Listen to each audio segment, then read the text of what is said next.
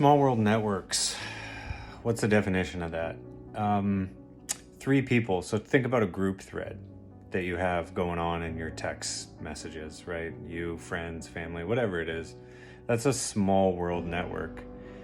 In the social media realm, people might be calling it micro influencers, where let's say you have a following of 50 to 250, 600 people. It's basically a standard consumer's users following base. They're not necessarily influencers, but it's people you grew up with, people you went to school with, people in your community, your close friends and family.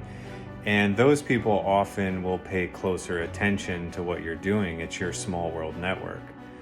The interesting thing, and what a lot of social companies and product management people in this space try to do, is figure out a way to get energy, information, ideas, messages to flow through different small world networks. So as one piece of information, one piece of media, one piece of content, one idea, one product gets dropped into one small group text thread, how then does that get shared into other group text threads, and then on and on and on?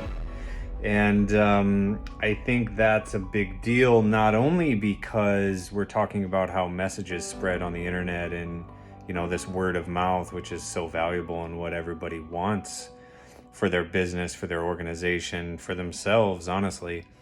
But the other thing where this comes in handy and is very important is connectomics, biologic intelligence. And your connectome, every connection in your brain, your body, your nervous system, there's lots of little small world networks in and around that. So like most things in our universe, it is a fractal, right? So one human is filled with small world networks. And then as we go from one human to another, not only are they a small world network in and of themselves, their own connectome, their own thoughts, their own ideas, their own experience, but also their relationships. And so you could see almost how things start to ping pong within our own mind, subconscious, conscious, and then between minds, our friends, our family, our neighbors, even people that are just following along for the ride, and then how things ultimately tip and then start to take on a life of their own. And so ultimately things that do that are very human stories. It's a familiar surprise is really the mechanic that you're looking for. Something that's every day, but has a bit of a tweak to it. That's what stand-up comedians use to engage you, to make you laugh. They shift your perspective into a new way of thinking about things. And that's just like Seinfeld, right?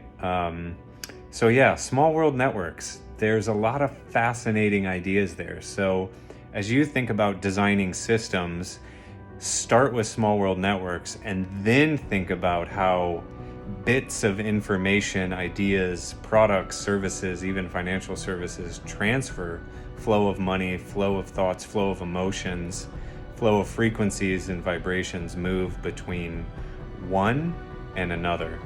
And that's it. I'd love to hear your thoughts on this, or if you've seen certain things take off, hit, move, or do whatever a little bit better than others.